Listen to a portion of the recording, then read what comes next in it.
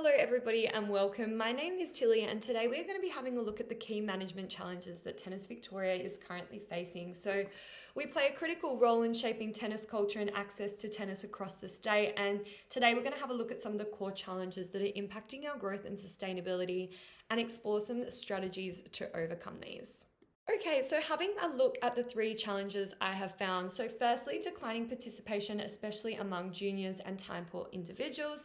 Secondly, regional coaching shortages and a lack of workforce diversity. And thirdly, limited media presence and digital engagement. So these challenges directly impact our ability to deliver on our strategic pillars of play, people, and profile, which we outlined in our 2024 to 2027 strategy. So each of these are influenced by different societal trends, so let's explore each one.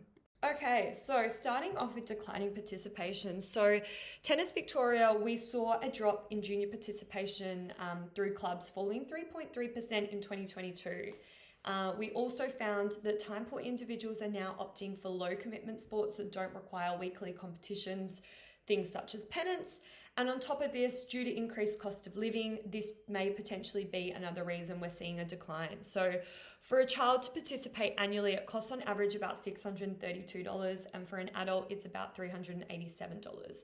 So a lot of families and individuals probably can't afford this and would rather play something that is more affordable. Rising cost of living, as I said, and busy lifestyles, they really are pushing people towards more flexible and low-cost sports. All right, so having a look at the impacts of this on Tennis Victoria, it is obviously a significant issue for us, as one of our missions is literally growing participation. So if people aren't playing, it's going to be hard to achieve these goals. And as I said earlier, there are a few things driving this challenge. Traditional formats of tennis just aren't appealing to everyone anymore, especially younger people and time-poor individuals.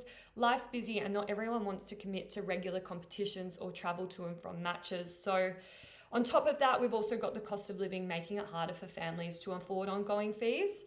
And yeah, these are really going to be weakening our grassroots pathways.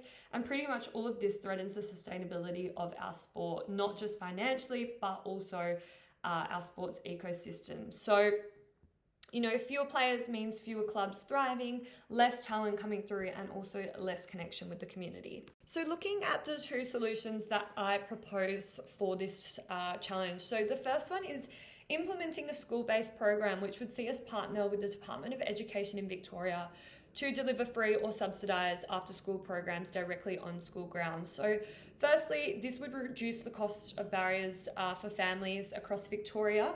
And secondly, it would also take out that aspect of transportation for, transporting kids to and from after-school sports, which can be quite a difficult thing for busy families. So this would allow more kids to participate in tennis.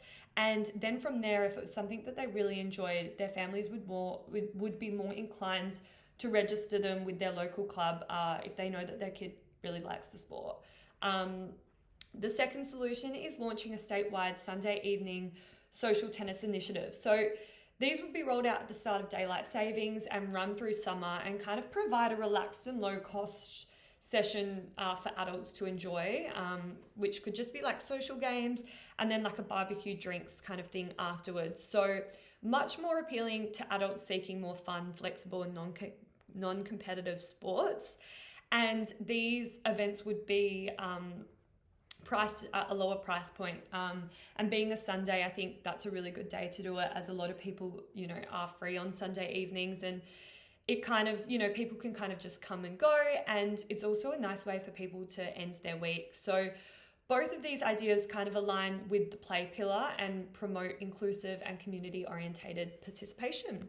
All right, so having a look at our second challenge, which is coaching workforce shortages. So we do have a shortage of qualified coaches across Victoria, especially in regional areas. So only a third of Australia's 3,000 accredited coaches are based in Victoria, and we have seen a lot of coaches leave regional clubs to move to the city for better career stability, better growth, and also to suit their lifestyle.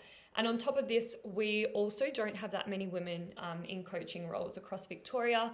Only a third of our coaches are women. So this gives us an opportunity to really grow the diversity and also get more coaches to regional Victoria.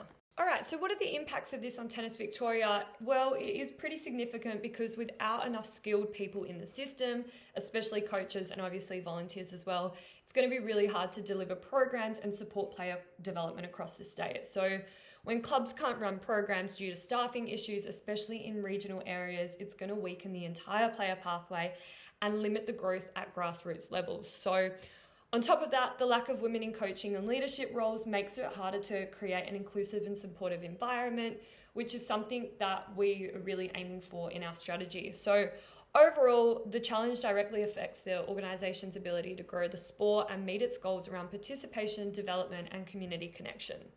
Alrighty, so to address this challenge, I've come up with 2 solutions. The first one is creating a women in coaching program. So this would see us create a regional placement pathway for aspiring female coaches, offering subsidised housing and also professional development in their coaching career. So it would not only help us gain more coaches, especially in regional areas, but also supports us in achieving gender equality in the workforce and building up women in leadership roles, which may also help us get more participation from junior female participants. The second one is a university coaching internship. So we would basically partner with universities across Victoria that offer educational sport-related degrees and create a placement for them to do so they can come out to regional clubs. And not only does it help the student, but it would also help us find a short-term solution for coaching shortages. And it kind of creates a long-term pipeline of talent for our coaching workforce across Victoria, building up more coaches.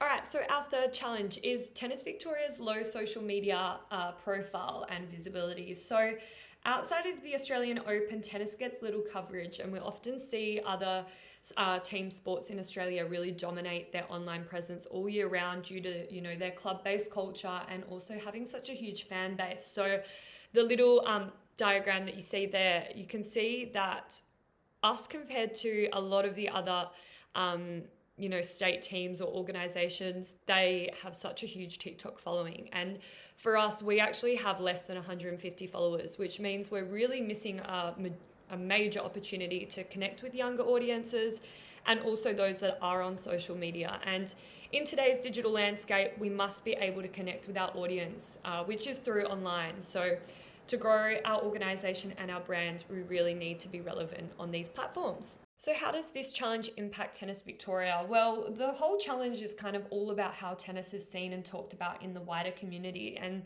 right now, the visibility is pretty limited outside of the Australian Open. So for Tennis Victoria, low visibility means fewer people are aware of local opportunities on how to get involved, which obviously leads to lower participation rates overall. So it means that we're missing out on connecting with younger audiences who mainly engage through digital content and social media.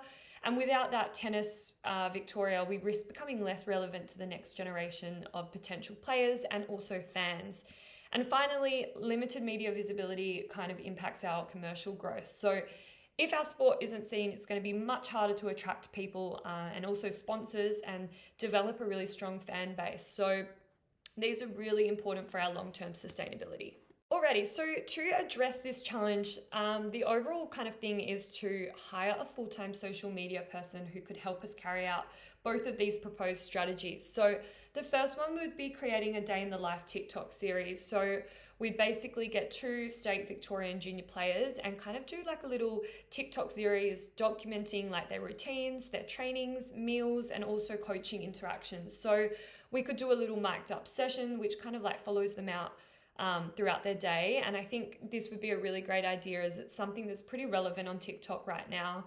And it's also a lot more like personal and authentic. And the content kind of builds an emotional connection between the brand and also the audience. So I think this would make tennis feel a lot more relatable. And it's kind of always interesting to, see what our young talent gets up to in a day in their life. And it would also be quite inspiring for younger people, motivating them to get involved. The second idea is to kind of do like club culture content. So pretty much the social media person would go around to lots of Victorian clubs and just get content of players participating in relevant TikTok trends, such as dances, lighthearted skits, anything that's kind of relevant to tennis.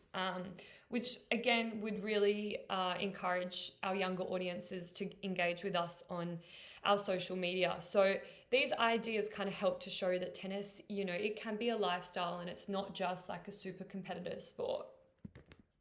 Alrighty, so to wrap things up, these challenges, they definitely are significant. However, they are solvable. So all the solutions I propose, they align really closely with our Tennis Victoria 2024 to 2027 strategy. And they focus on the key priorities like improving access, fostering inclusion, building stronger community connections, and also ensuring the long-term sustainability of our sport. So by tackling participation, workforce gaps, and visibility of our sport, Tennis Victoria, we can really continue to grow the game and keep it relevant for all generations to come. Thank you so much for listening today, guys. My name is Tilia again, and my email is just there below if you wanted to contact me about anything else. But thank you and look forward to hearing from you.